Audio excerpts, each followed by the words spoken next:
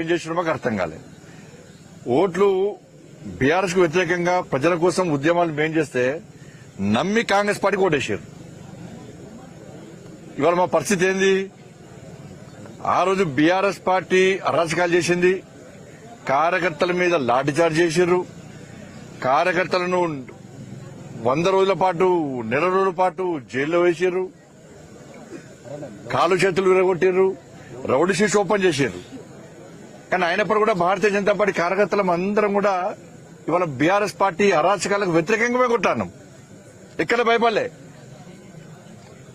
కానీ ప్రజలు నమ్మి కాంగ్రెస్ పార్టీ కొట్టేస్తే ఇవాళ కాంగ్రెస్ పార్టీ ఏం చేస్తున్నది? ఇవాళ బీఆర్ఎస్ కంటే ఇంకా దౌర్జన్యంగా ఆత్మహత్యలు చేసుకునే స్థాయిలో ఇలా విరుచుకుపడి ఇలా ఇంత దౌర్జన్యాలు, ఇంత దమనకాండ చేస్తున్నారంటే ఇంతకంటే సిగ్గుచేటి ఇంకోటి కాదు.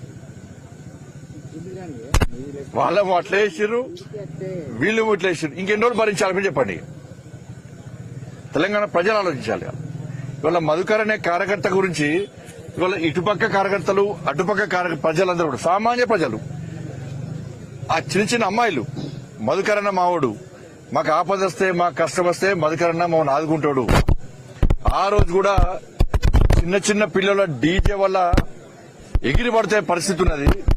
బాగా తప్పదాగి ఫాల్తున్నా కొడుకులు అందరూ కూడా ఇలా డీజేలు పెట్టి ఇబ్బంది పడుతున్నారు. మా గుడిసెలు మొత్తం కదులుతున్నాయి.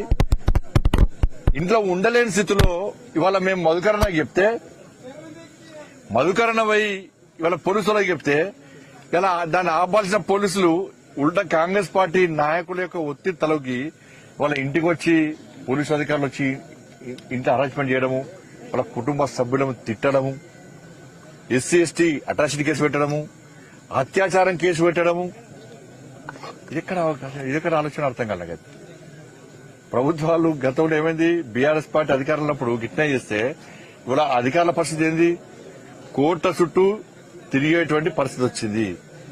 ఏ ప్రభుత్వం శాశ్వతం కాదు.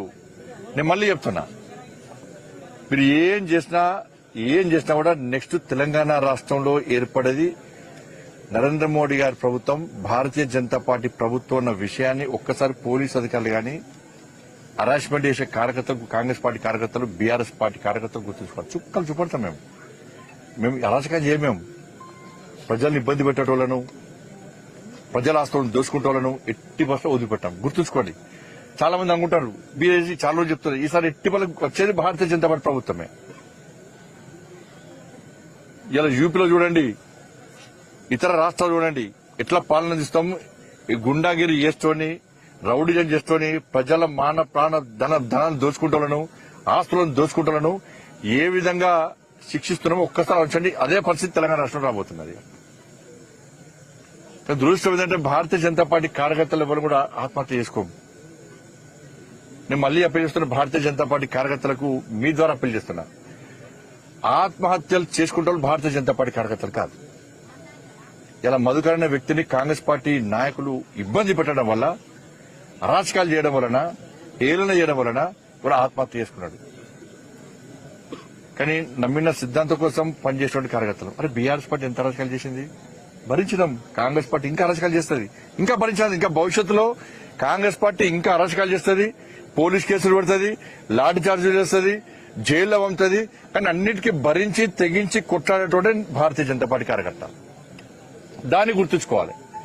అరే నక్సలైట్ల గురించి ఇలా అనేక మంది కార్యకర్తలు పోరాటం చేశారు.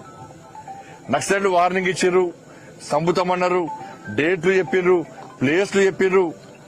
చాలా మంది కార్యకర్తలు బలిదానం అయిపోయారు. కానీ ఆ రోజు నుంచి ఈ రోజు వరకు కూడా అనేక మంది కార్యకర్తలు, నాయకులు నమ్మిన సిద్ధాంతం కోసం, భారతీయ జనతా పార్టీ జెండా కోసం పనిచేస్తున్నారు. ఇప్పటికీ భారతీయ జనతా పార్టీ కార్యకర్తల బాడీలో బుల్లెట్లున్నాయి, నక్సలైట్లు తీసిన బుల్లెట్లున్నాయి.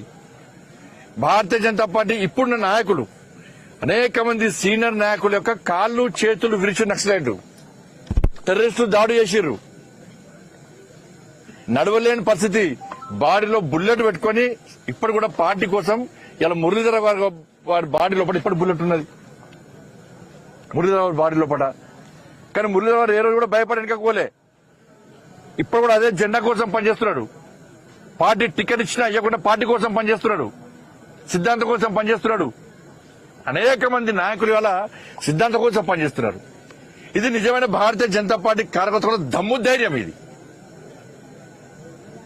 కానీ వాళ్ళ స్ఫూర్తిగా మనం తీసుకోవాలి. వాళ్ళు మనకు ఆదర్శం ఇవ్వాలి. ఇప్పుడు నాయకులు మనకు ఆదర్శం. బట్ అందుకే అప్పీల్ చేస్తున్నారు, ఈ ఆత్మహత్యలు అనేవి పరిష్కారం కావు. మన సమాజానికి భరోసా ఇచ్చేటువంటి ఒక party Bharatiya Janata party. Yes, మీకు ఇబ్బందులు వస్తున్నాయి, ఈ కాంగ్రెస్ పార్టీ అరాచకాలు చేస్తున్నది, మీకండగా మేమున్నామని చెప్పి ఇలా మధుకర్ చాలా సందర్భాల్లో ధైర్యాన్ని ఇచ్చిండు, ప్రోత్సాహాన్ని ఇచ్చిండు, భరోసా ఇచ్చిండు. ఇవాళ అటువంటి భరోసా ఇవ్వాల్సిన బాధ్యత ప్రతి భారతీయ జనతా పార్టీ కార్యకర్తల మీద ఉన్నది. దాన్ని మా భారతీయ జనతా పార్టీ కార్యకర్తలు గుర్తించాలి. ఆత్మహత్యలు చేసుకుంటే సమాజంలో కూడా భరోసా అవుతుంది. సమాజాన్ని కాపాడేది భారతీయ జనతా పార్టీని ప్రజలు భావిస్తున్నారు. మా కోసం కొట్టాలి భారతీయ జనతా పార్టీ కార్యకర్తలను ప్రజలు ఆలోచిస్తున్నారు. ఇటువంటి తరుణంలో ధైర్యంగా కొట్టాడాల్సిన బాధ్యత ఇలా కమిట్మెంట్ తో కష్టపడి పనిచేసే ప్రతి భారతీయ జనతా పార్టీ కార్యకర్త మీద